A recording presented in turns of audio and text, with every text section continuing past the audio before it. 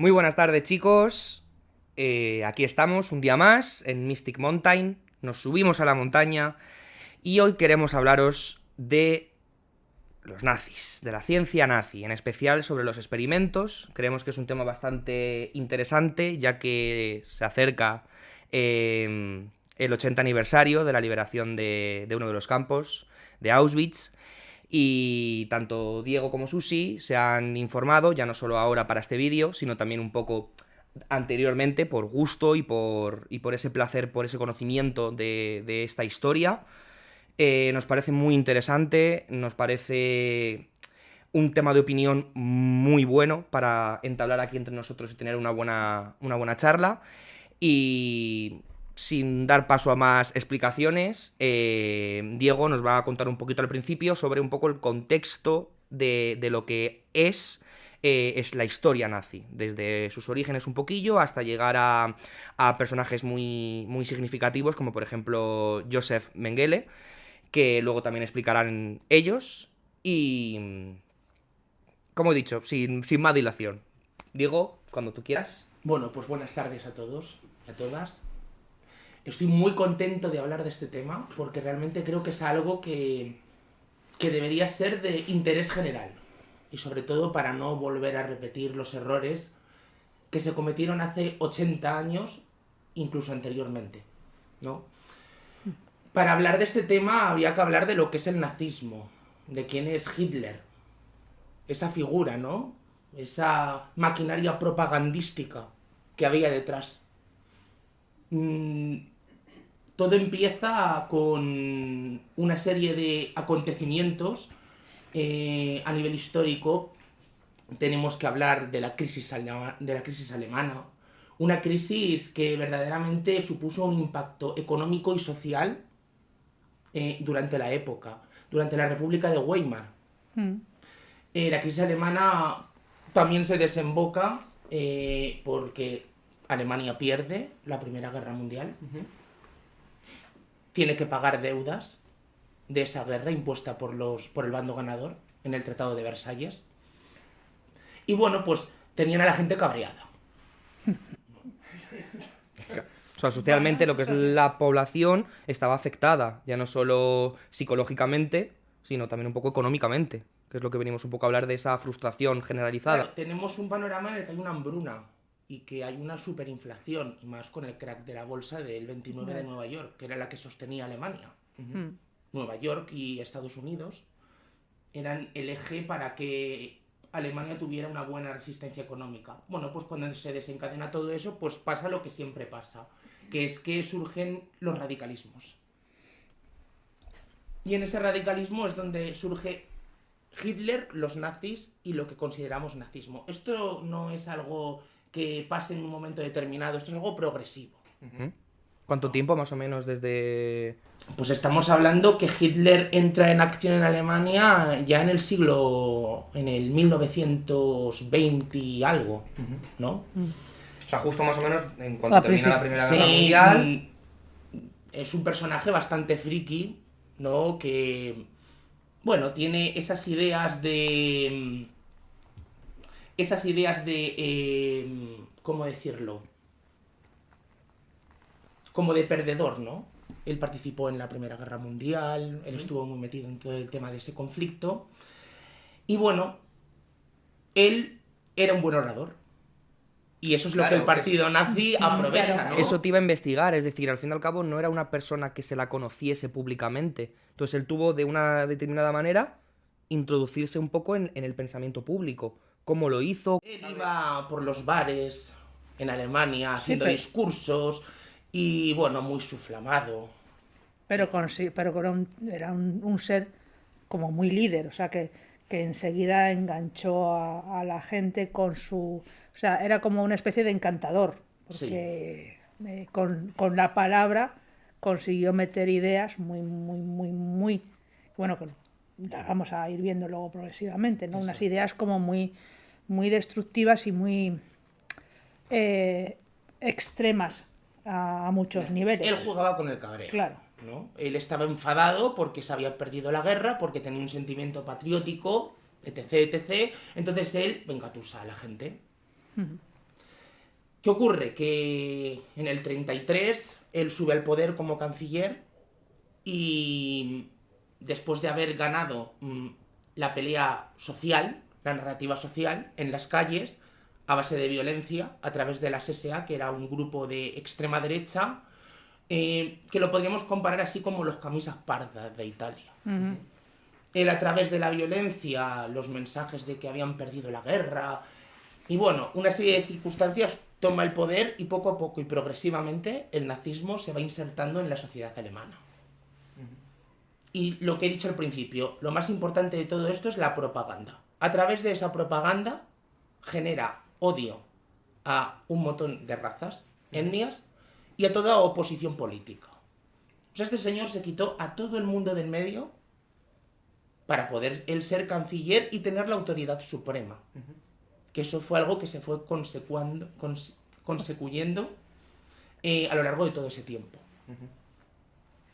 Ya entrando en materia, cuando hablamos de holocausto, hablamos de un tema que tiene mucho que ver con todo ese plan que tenía Hitler y los jerarcas nazis en su ideario de la pureza aria, el recuperar a Alemania, porque culpaban, aparte de a la disidencia política, a los judíos de todos los males de Alemania, de absolutamente todos. Es más, para ellos, según la propaganda de Goebbels, que pondremos imágenes, eran ratas y se expandían como tal. Entonces, esta generación de odio progresiva nos lleva a la creación de esos campos de exterminio. ¿No? Lógicamente fue progresivo, imagino, ¿no? O sea, fueron construyéndose poco a poco y a medida que los nazis iban incrementando su fuerza, iban construyendo más y introduciendo a más población. Correcto. Quizás la guerra y el holocausto estaban muy vinculadas.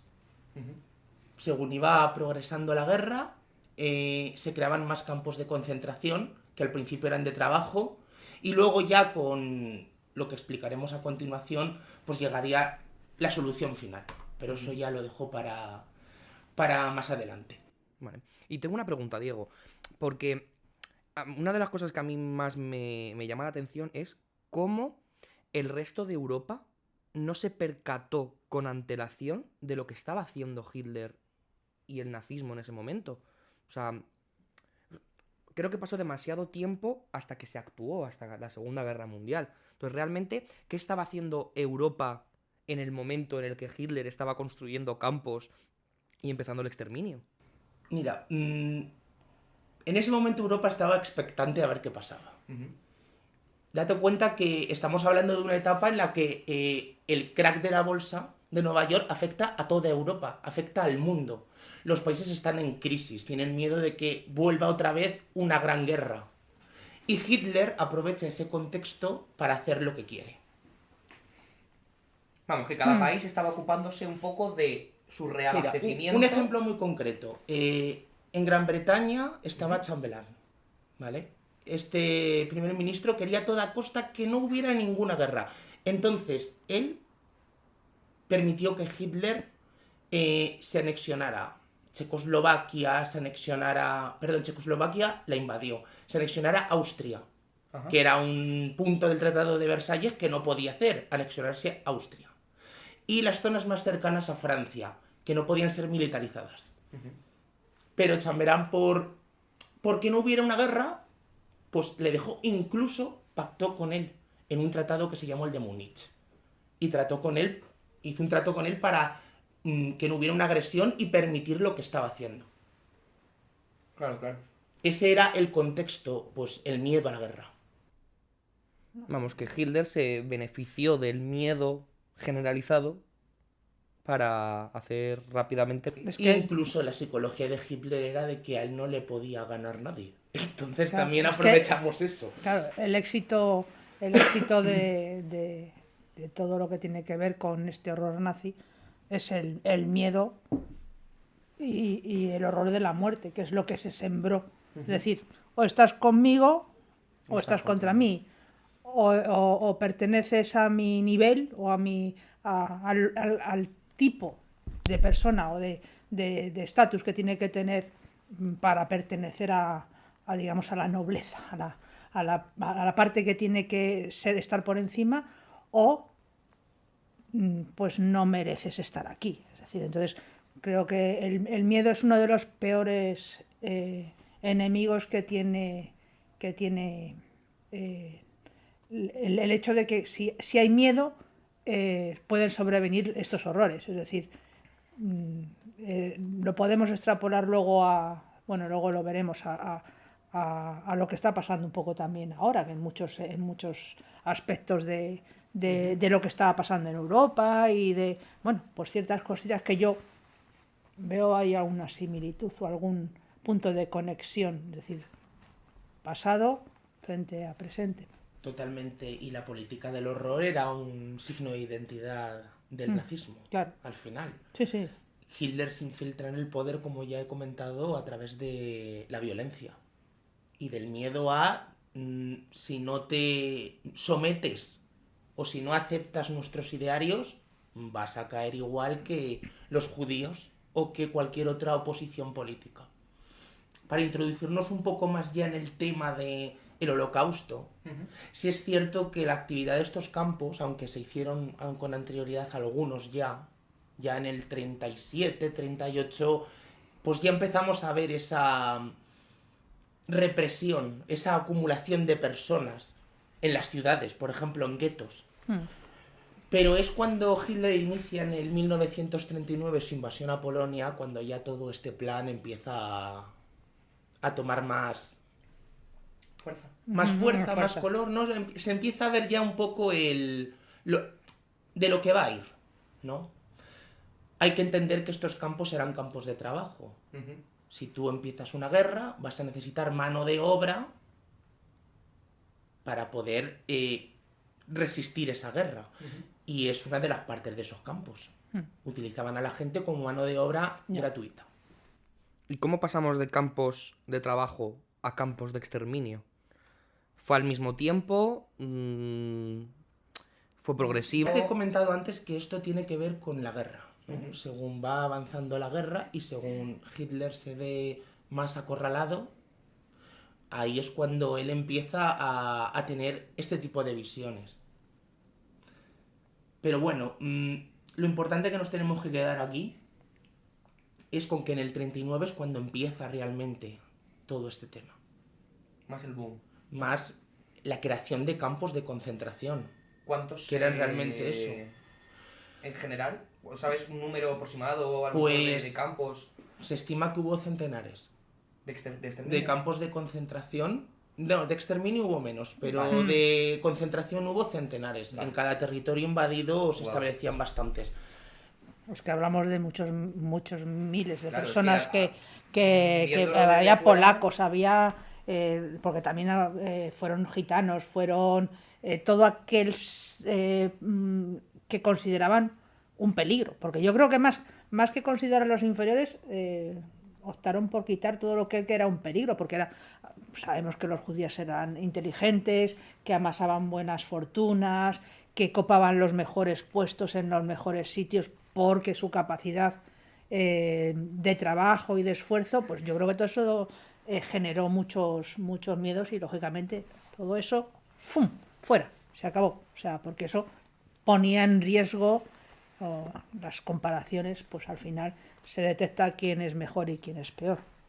Pero es muy importante la propaganda, porque ahí es donde verdaderamente se ve esa intencionalidad. Claro. Y aunque lo que ha dicho Susi es muy interesante, porque al final ellos los veían una amenaza, en la propaganda los ponían como gente que estorbaba en Alemania, que eran inferiores. En el mundo, en el mundo. Estorbaban en el mundo, sí, cierto. Entonces, bueno, hablando ya de lo que se hacía en estos campos de concentración, al tema fundamental. Sí es cierto que en los primeros momentos eran de trabajo, la gente moría por las condiciones de trabajo que había ahí. Bueno, el famoso cartel de Auschwitz, ¿no? El trabajo será libres. Sí, algunos. Ese cartel, por lo Algunos, que dicen algunos. algunos historiadores, se creó precisamente para dar una expectativa a la gente que entraba en el campo, de si te portas bien y si trabajas a lo mejor sales, ¿no? Pero bueno, sí es cierto que yo esta parte ya no la he explorado más. Pero Susi sí. Susi sí se ha enterado de lo que se hacía ahí dentro, ¿no? Sí, es, digamos, te recojo el guante, Diego, y yo creo que vamos a ir a la parte más dolorosa, esa que de alguna forma nos puede poner los pelos de punta, y voy a tratar de ser, tratar el tema con mucho cariño y mucho cuidado, porque realmente si lo analizáramos en serio, insisto, yo he leído cosas que solamente imaginarme estar en la piel de esas personas, o sea, no sé cómo expresarlo, no creo que tenga palabras para expresarlo. Entonces, bueno, a tenor de lo que nos ha explicado Diego, pues entramos en el mundo en el que Adolf Hitler decidió que era necesario que el objetivo que tenían era la supremacía racial. ¿Qué es lo que se les pasó por la cabeza? El hecho de utilizar la medicina como una especie de arma de control social, por decir así. Entonces, los médicos empezaron a tomar una posición importante, y esos médicos se incorporan en esos campos que inicialmente, como decía Diego, eran campos de trabajo, pero que adquirieron su propio sistema de exterminio, porque realmente al final... Entonces, para que nos hagamos una idea, y por centrarnos en una figura que es como la de Joseph Mengele, que es la que hemos hablado al principio. Yo voy a contar, y esto voy a ser muy, muy escueta, porque para ponernos a ver quién es Joseph Mengele. Yo desde mi punto de vista, os lo tengo que decir sinceramente, a mí me parecía que es un ser absolutamente mediocre. Sí es cierto que, bueno, pues nace en una familia acomodada, se manifiesta como interesado por la ciencia, estudia medicina, antropología en Múnich, en la Universidad de Múnich. Hace una tesis doctoral que se centra fundamentalmente en estructuras craneales y demás, y digamos que esa tesis le sirvió para luego sustentar lo que iba a hacer en esos experimentos que llevó a cabo, de los que vamos a hablar a continuación, en Auschwitz. Bien, pues al lío. Mengele estaba muy obsesionado, como hemos dicho, en la genética, y dentro de la genética en la eugenesia. Recordemos que la eugenesia es una parte que lo que realmente quiere hacer es mejorar, pero mejorar de una forma ética, el tema de la salud, de cómo podemos utilizar la ciencia en beneficio del ser humano. Pero bueno, Médicamente hablando. médicamente hablando. Es una rama de la medicina. Claro, entonces, digamos que el sentido de la eugenesia es bueno. Pero ¿qué pasa? Cuando la eugenesia y ese concepto entra en una mente perturbada, desde mi punto de vista, de un señor como Joseph Mengele. Este señor entra en Auschwitz y le ponen como jefe médico. Para que os imaginéis, Auschwitz tiene una entrada, unos raíles de tren, por donde entran los trenes atiborrados de prisioneros. Y imaginaos este señor con una mano, cada vez que salían los prisioneros, con una mano decía muerte, para gasearlos. Este me vale para trabajar. Y luego estaban los más golosos, los que utilizaba, seres humanos que utilizaba o que quería utilizar para sus experimentos. Bien. Sin tapujos. Sí, no, este era su... o sea, además, con un nivel de satisfacción y de... Bueno, como creyéndose que aquello que estaba haciendo era absolutamente... Bueno, pues lo correcto, ¿no? Era elegir tal. ¿A quién elegía para los experimentos? A los que tienen anomalías físicas, enanos. Tenía obsesión por los gemelos, y luego veremos por qué. Y voy a ir detallando un poco qué hacía con cada uno. Entonces, ese grupo de personas era su caldo de cultivo para encontrar el camino de la mejora de la raza aria. Insisto, la mejora de la raza aria no tiene nada que ver con lo que hemos hablado de la eugenesia, es decir... Bueno, pues ahora, entendiendo que todo lo que hizo, la única sensación que podemos sacar es la deshumanización total y absoluta y la utilización de la medicina como un instrumento de odio y destrucción, pues vamos a hablar de lo que hacía este señor. Gemelos. Llegó a utilizar más de 1500 gemelos. Entonces... cogía, además, fíjate la dureza, porque él cogía a estos niños y los trataba con mucho cariño, con dulzura, incluso les daba de comer mejor, les daba chuches, bueno, entendiendo chuches lo que fuera en la época, cosas que les pudieran apetecer y tal, para luego, después de esos abrazos, de esos dulces, los llevaba a la muerte sin remordimiento alguno. Era un monstruo, o sea, un auténtico monstruo. Entonces primero cogía a los niños, los medía, les cogía sus medidas, tal. Sabía perfectamente cómo era su anatomía. Y luego, pues decía, vamos a ver, gemelo número 1, te voy a inocular una enfermedad. A ver qué te hace. Si el gemelo 1 se moría por esa enfermedad, ¿para qué quiero el gemelo 2? Pues nada, como ya tengo el gemelo 1 infectado y muerto, mato al gemelo 2, que no está infectado, que está bien, y le vamos a abrir para ver las diferencias entre uno y otro. Es decir, bueno, pues eso. Creo que el experimento o el más horroroso de todos que hizo con gemelos fue a unos niños que cosió por la espalda. Wow. Es para crear un falso gemelo. Eso derivó en un dolor indescriptible, en una infección. Es decir, lógicamente los dos niños murieron. Pero bueno.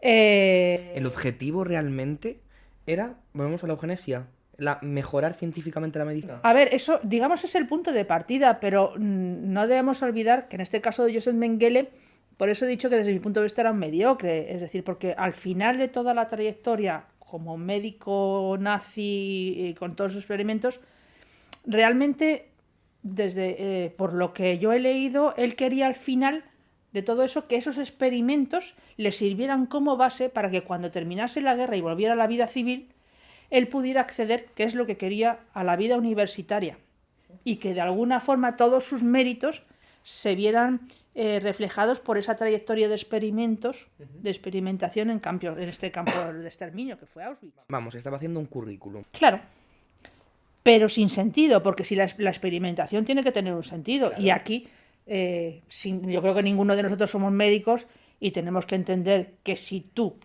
coses a 2 niños, no se convierten en siameses. Está clarísimo. Claro, que la mayoría de sus experimentos no tenían una lógica. No, era experimento por experimentar. O sea, él lo que pasa es que tenía, digamos, todas las posibilidades porque él no tenía enfrente seres humanos. Tenía útiles. Pues ahora cojo a este, tenía todo a sus servicios, tenía... Los deshumaniza. Exacto. Bueno, luego también obsesionado con el enanismo y las malformaciones genéticas, ¿vale? Cogía muchísimos enanos porque en ellos veía la degeneración racial. Entonces tenía que saber esa parte de la degeneración racial. Les extraía médula ósea, les extraía dientes, les extraía órganos, sin anestesia. Así. Wow. Y analizaba sus características. Luego algunos, lógicamente, también. O sea, llegaba la persona que tenía enanismo y simplemente la mataba. Y lo mismo que hacía con los niños, pues autopsia, para ver cómo era por dentro, si había alguna cosa que le pudiera interesar. Luego, en esa perfección de la raza aria, sabemos que la raza aria tiene una característica muy generalizado que todos conocemos, que es el tema de los ojos claros, los ojos azules. Les inyectaba pues sustancias para ver si se podía llegar a una variación artificial del color de los ojos, porque claro, si de repente nacía uno de raza aria y no sé, genéticamente pues le salían los ojos un poco oscuros, pues tendría solución, lógicamente. ¿Qué consecuencias habría? Claro. Y luego, pues eso para eso, pero luego también le daba por inyectar cualquier sustancia que se le ocurriera solamente para saber cuáles eran las reacciones de las personas. Pues imagínate, no sé cómo explicarlo. Si a ti te inyectan lejía en los ojos, lo único que tienes es un dolor horrible, una ceguera y lo que pueda venir derivado de aquello. Otra parte que este señor también le dio por experimentar, el tema de la esterilización forzada. Volvemos a lo de la supremacía y no sé qué. Lógicamente, si hay mujeres y hay personas que no las consideras que deben perdurar en el tiempo ni reproducirse, pues lo lógico es esterilizarlos. Es decir, pues como hacemos con los animales, es decir, no se reproducen, pues menos que tenemos. Entonces, lo que hacía, bueno, los esterilizaba porque además quería la esterilización para todas aquellas personas que consideraban inferiores. Exponía a las mujeres y a hombres a radiación, a productos químicos y a cirugías, insisto, sin anestesia para esterilizarlos. Consecuencias. Por saber las consecuencias, pues la muerte. La muerte, las infecciones, las complicaciones. También seleccionó mujeres embarazadas, les obligó y les hizo abortos forzosos en condiciones que, pues imaginaros lo que es un campo de estos. Miles de fotos hemos podido ver de cuáles son las condiciones. Pues creo que leí que a mí me pareció algo como muy horroroso en el tema de las mujeres embarazadas y de las esterilizaciones, y un caso de una mujer que le llenó el abdomen de cemento. O sea, no sé cómo explicar qué puede sentir un ser humano que le hacen esa barbaridad. O sea, a mí lo que te digo que esto a mí me parece que si fuéramos capaces de asomarnos una ventanita y ver aquello, verlo, las caras de esas personas, no sé si sería, yo principalmente creo que no sería capaz de recuperarme. Bien. Luego venía la parte de las enfermedades. Les infectaba con tifus, tuberculosis. Probaba la resistencia que tenían las personas a los venenos. Se lo ponía en la comida. Algunos de los que sobrevivían o bueno, lo estaban pasando mal después de haberles dado los venenos, dicen, bueno, ¿por qué este no se muere? Autopsia en vivo y en directo. O sea, como no se moría, pues había que hacerle la autopsia.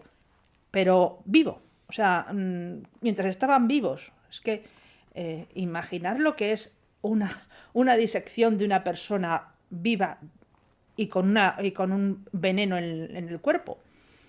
Luego había las típicas inyecciones que las iban directas al corazón. Y eso, claro, lógicamente producía una muerte instantánea. Y bueno, Bueno, pues hablábamos de eso, de las inyecciones que les metían, que iban directas al corazón y morían inmediatamente.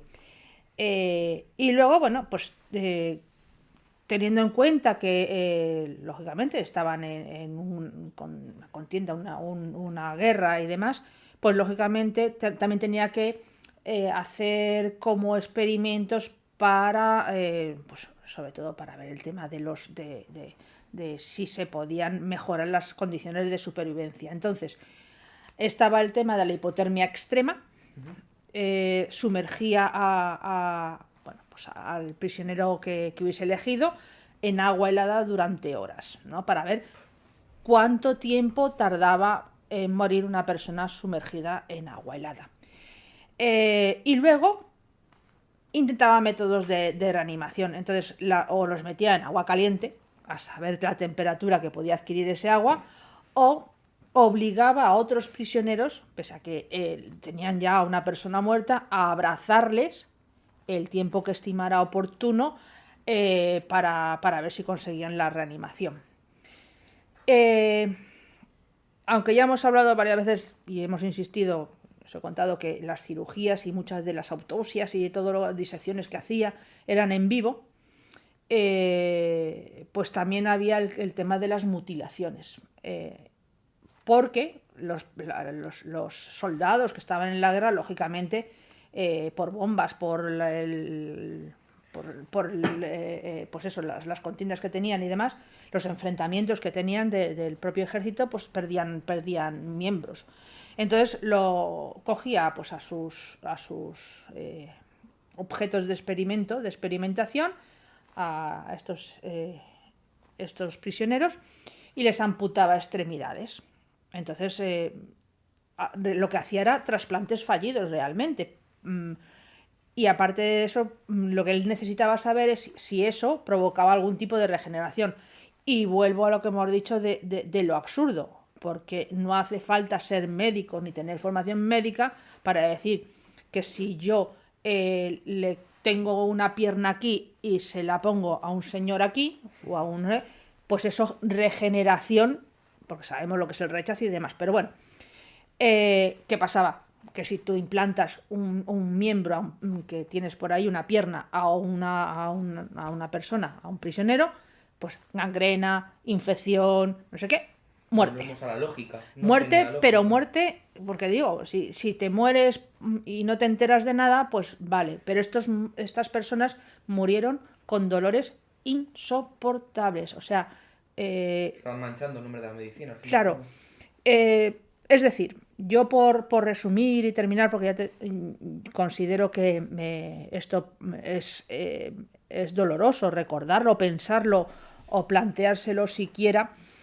Y con la información que obtenemos podemos hablar de ello. Yo quiero resumir que Joseph Mengele pasará o debe pasar a la historia estrictamente por su desprecio absoluto a la vida. O sea, ese es mi punto de vista, y remarco, para mí ha sido un ser despreciable, y lo triste es que mucha gente muriera con la última imagen de este señor, que además tenía un hijo. Entonces, con más. Y yo creo que, teniendo en cuenta de todo lo que hemos hablado, de todo lo que he explicado, de estas de operaciones, experimentos y demás, la utilización de la medicina y la ciencia dio lugar también a otros ámbitos, que verdad digo que podemos seguir hablando de lo que es la ciencia nazi y de la experimentación. Correcto, es que la ciencia servía para la guerra. Y al final, en los años más crudos de la Segunda Guerra Mundial, en los cuales el nazismo iba perdiendo, usaron estos experimentos y estos avances para seguir aniquilando y para seguir peleando contra una alianza que no podían ganar, a la que no podían ganar, obviamente. En el 42, con la entrada de Estados Unidos en la guerra, el nazismo estaba devastado. Y Alemania ya no podía más, pero estos experimentos seguían, incluso eran mucho eran muchísimo más agresivos. Mira, entre los que tengo aquí, me he apuntado una pequeña lista para que podamos verlo. En referencia a lo que ha dicho Susi con la experimentación con inyección de enfermedades como el tifus y tal, el señor Himmler se encargó personalmente de traer mosquitos de África, ¿vale? Y someter a los prisioneros a la picadura de estos mosquitos que contenían la malaria. Wow. Todo esto con el objetivo de hacer una plaga de mosquitos en lo que viene siendo los territorios de los aliados para que se transmitiera esa enfermedad. O sea, estamos hablando que usaban la ciencia y la medicina para inocular sus experimentos contra el bando contrario, vamos, para ganar la guerra. No podemos hablar de ciencia porque es pseudociencia. Al final, ¿vale? Es investigación pura. Sí, es prueba y error y es una ciencia inmoral. Pero volvemos a la lógica. ¿Qué lógica tenía hacer un ejército de insectos? Pues Himmler consideraba, y muchos científicos, o pseudocientíficos, como ya hemos dicho, consideraban que los científicos, que los mosquitos tenían una resistencia muy grande a los cambios climáticos y eran muy adaptativos. Bueno, pues no les funcionó, obviamente. Pero sí que consiguieron patógenos de malaria con los cuales siguieron experimentando.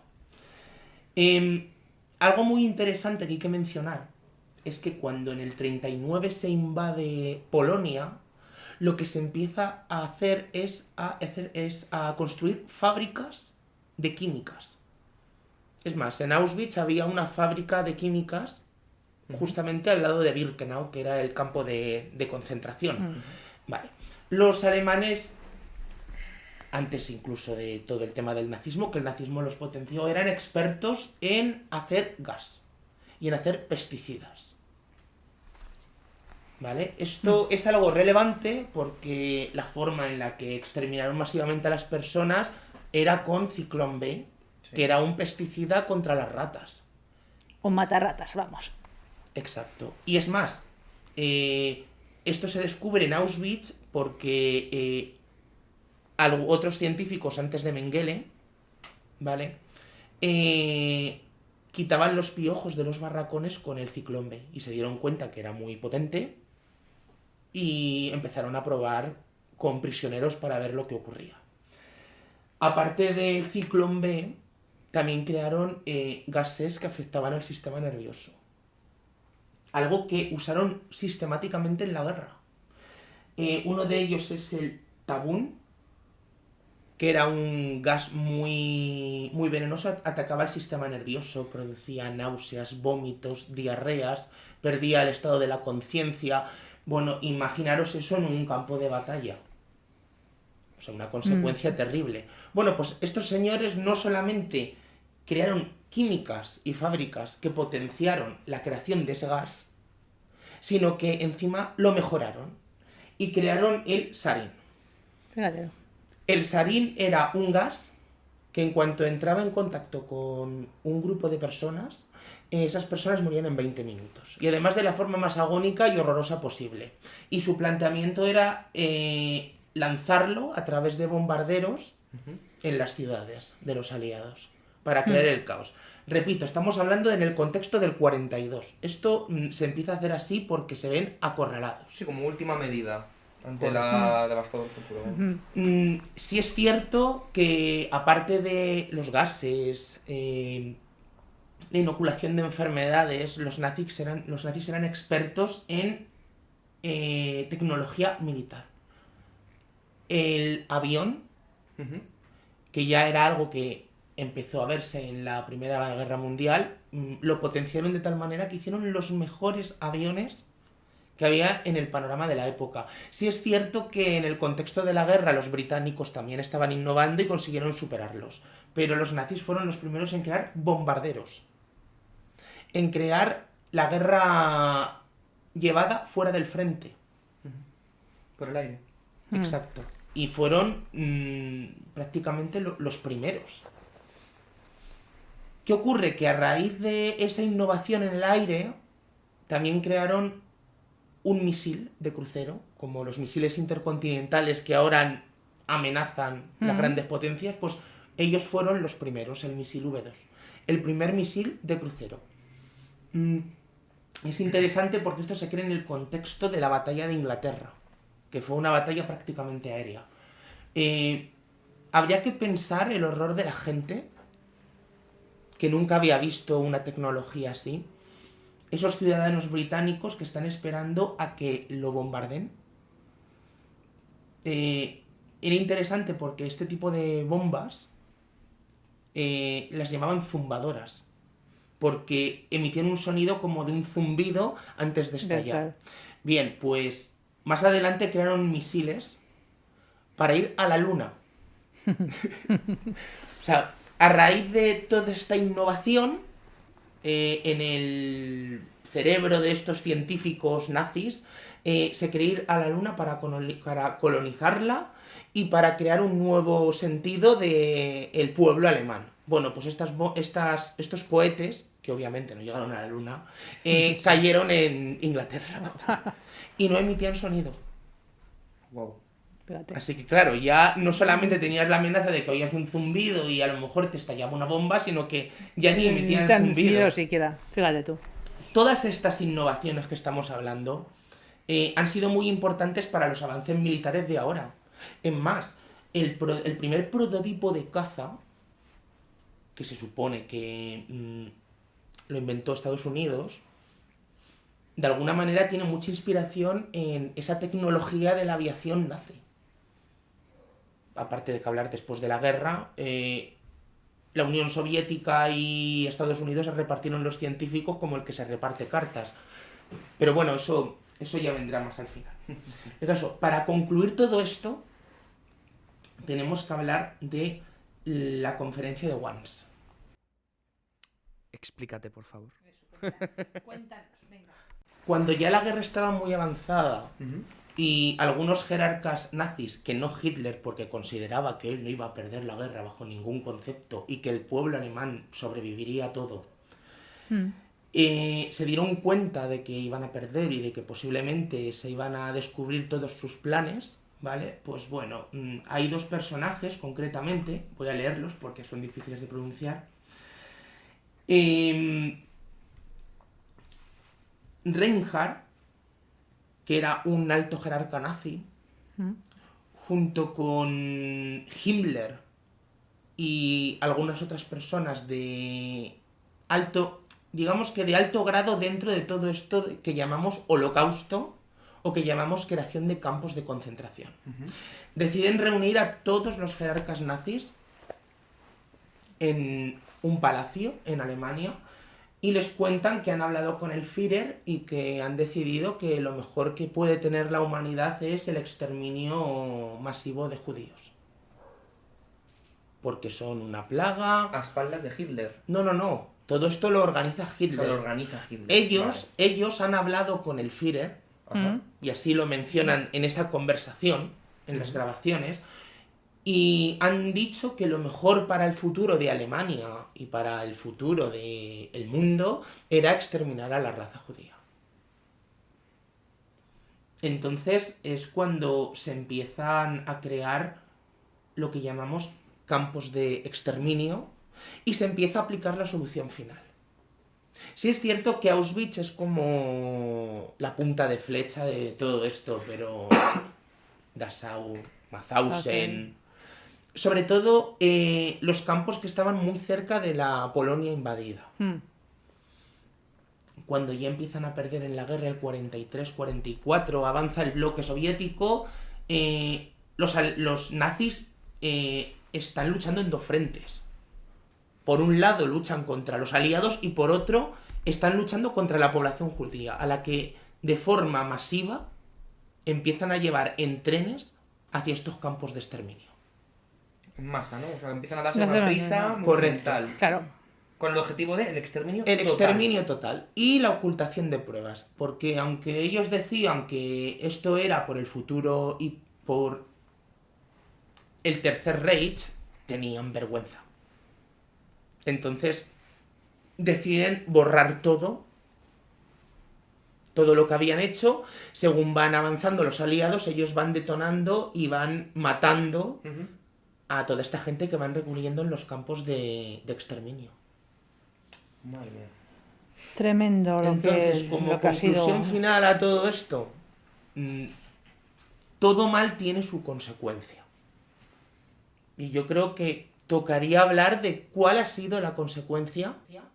Eso justo iba a preguntaros, porque realmente no nos pilla tan lejos. O sea, realmente 80 años es una generación, nuestros abuelos, principalmente. Entonces, ya un poco como para finalizar un poco este tema, interesante, os doy mil gracias. Yo que no soy tan conocedor, esperemos que haya gente igual como nosotros, como yo, que conozca más esta historia. Sí que me gustaría un debate sobre el impacto que a día de hoy repercute, tanto social como, por ejemplo, médico.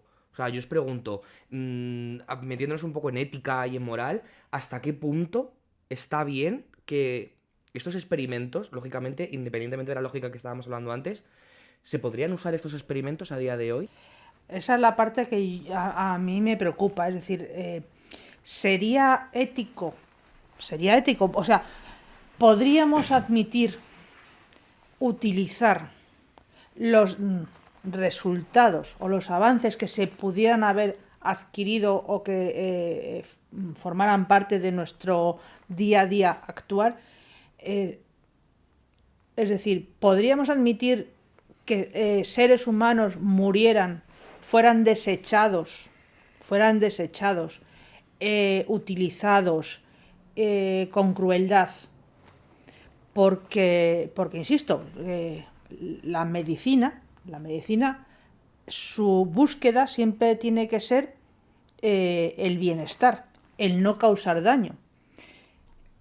De hecho, si no recuerdo mal, hay una parte de toda esta crueldad o de esta monstruosidad que dio paso a lo que hoy conocemos como consentimiento informado. Es decir, el hecho de que te van a hacer cualquier cosa, pero sin causar dolor.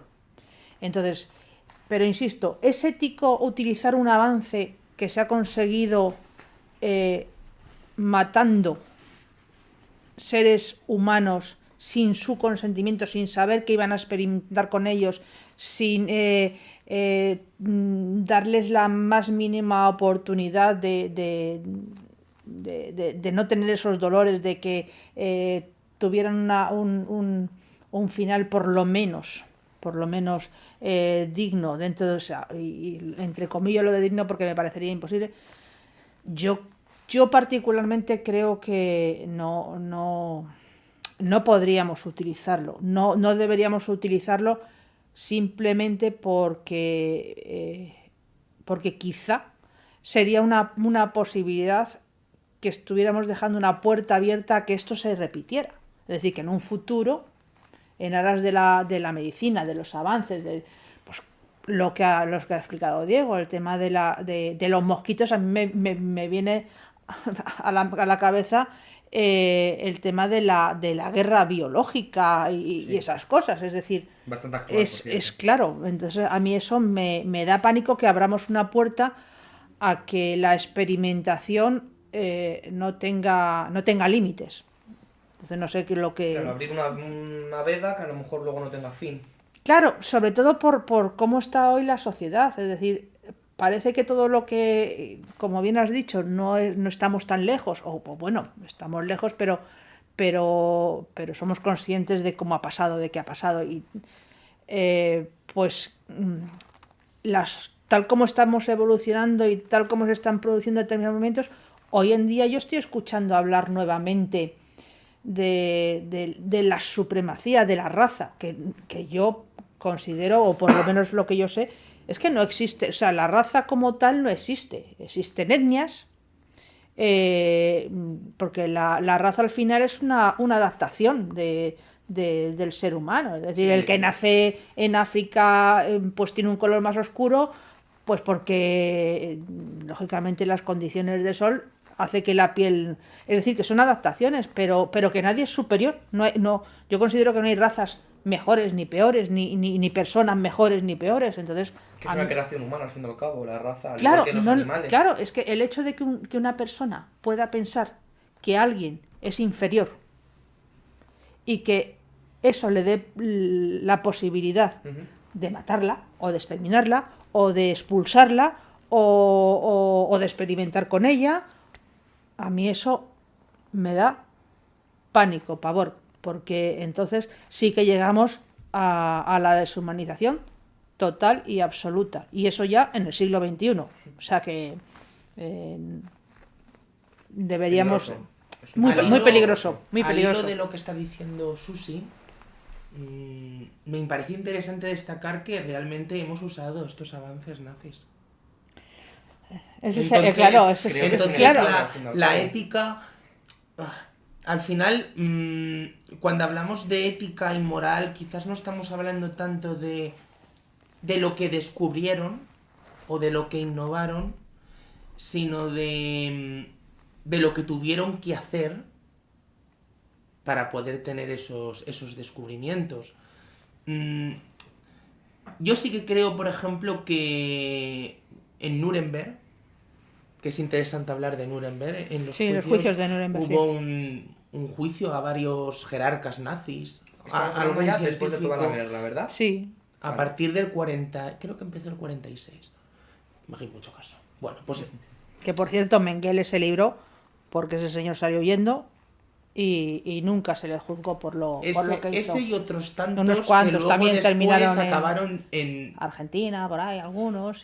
o trabajando para los Estados Unidos y También. para la Unión Soviética. Eso puede Bueno, ser eso- el hilo conductor de otro vídeo. De otro, eso sería harina de otro costal, como se suele El decir. caso. Sí. Yo sí que considero que cuando se hicieron los juicios de Nuremberg no se sabía exactamente lo que había pasado en Alemania. O sea, sí es cierto que a lo mejor la gente, la población alemana sí sabía algo. Era más consciente, por cercanía, imagino. Tampoco sabría decirte, pero sí, podían saber algo más. Por pero lógica. pero lo que estaba pasando en Alemania por parte de la población francesa, en Gran Bretaña, en la Unión Soviética, en Estados Unidos, no se sabía con tanta certeza. Y fue el punto de inflexión cuando sacaron esa película. Hay una película que hicieron unos productores americanos y unos productores soviéticos en la que se mostró todo lo que fue ese holocausto. Sí es cierto que ahí hubo un juicio de moral. Cuando se proyectó esa película, todo el mundo quedó horrorizado. Pero, volviendo al tema, es que esos científicos nazis no pagaron por lo que hicieron. Y podrían haberlo hecho porque estaban localizados, ¿no? Estamos hablando de ética y de moral. Yo sí que considero que a día de hoy se siguen haciendo este tipo de cosas. Sí, no, claro que se están haciendo con el tema de la genética. Incluso podría... Sí, bueno, pero hablamos de estas barbaridades, ¿no? Porque a lo mejor sí puedes hacer experimentación con genética, pero no a esos niveles, no a, como has comentado, de Mengele, de No. inyectar en los ojos directamente una sustancia o tal. Pero sí se sigue haciendo esa medicina inmoral. Con animales, por ejemplo. Sí, bueno, eso también sería Claro, pero bueno, otra estamos hablando- cosita que podemos... Estamos hablando de la ciencia inmoral. Claro, ¿no? más que nada del impacto, es lo que queremos un poco... Claro, Claro. es que al final el impacto es ese. Todos los países y todas las potencias que hubo durante Nuremberg, en un nivel social, hicieron un juicio, pero en un nivel político y en un nivel de supuesto beneficio para el país, que luego lo fue, realmente, usaron esos mismos científicos y esa ciencia nazi para seguir experimentando. Sí, el problema de la ciencia y la medicina es que cuando se experimenta para esa teórica mejora, tiene que ser que la mejora sea para todo el mundo, es decir, que no seleccione Ya. a quién, sino que no haya, o sea, la ciencia y las mejoras tienen que ir sin excluir a nadie y sin distinguir a nadie. Es decir, si tú mejoras, es decir, por eso hablaba de la genética. Si hay una enfermedad genética que produce determinadas cosas a una persona, que la mejora sea para quien lo tiene, independientemente, porque luego hablamos del tema de a qué clase social o dónde estás, es decir, por eso ellos experimentaban para mejorar a quien ellos querían mejorar, pero todos los demás que se murieran. O sea, les daba exactamente igual. Que diferenciaban. Claro, pues Era eso es lo que digo. Era una investigación para un bien común. Que la ciencia y la medicina en su momento estaba corrompida por posturas extremistas. Es decir, porque aquello era extremo. O sea, aquello era una cosa extrema. Claro, es que estamos hablando incluso de que el régimen nazi se sustentaba sobre científicos y médicos que acompañaban toda su teoría de la raza aria, etcétera, etcétera. Toda su propaganda la sostenían sobre la ciencia. Claro. Entonces, claro. al final, es lo que estamos haciendo, ¿no? Sí. Bueno, Pues el tema ha sido bastante intenso y duro para recordar determinadas cosas. y duro. Yo vuelvo a agradeceros a los dos. Ya yo he sido un poco más el mediador en este sentido por falta de información, pero yo creo que ha sido bastante interesante. Esperemos que os guste un montón. Comentad qué os ha parecido, qué os ha gustado, si queréis que hablemos de algo más en concreto, porque también es verdad que son temas que podemos, que lo he comentado antes, podemos introducirnos pero muchísimo de lleno más en cualquiera de los puntos que hemos tratado. Nos ayudaría muchísimo un like, un compartir, suscribiros, para seguir informándoos, para seguir debatiendo entre nosotros y con vosotros. Y yo creo que podemos bajarnos de la montaña y descansar y seguir preparando nuevos vídeos. Vuelvo a agradecer a Diego y a Susi el meterse tanto de lleno en este tema e investigarlo, porque yo creo que duro no ha sido. Eso siempre. Y podremos más. Y podremos más y mejor. El siguiente más y mejor. Y mejor. Así que muchísimas gracias y nos vemos en el siguiente vídeo.